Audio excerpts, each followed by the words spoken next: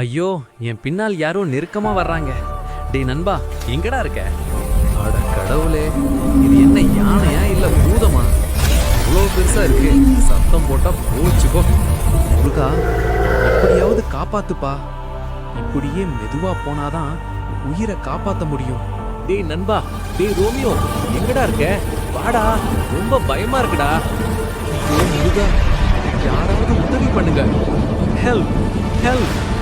என்னால முடியலடா ரோமியோ, யாராவது வந்து உதவி பண்ணுங்க. யாரோ என்ன காப்பாத்த வந்துட்டாங்க. கம்பை இறுக்கமா பிடிச்சுக்கோங்க.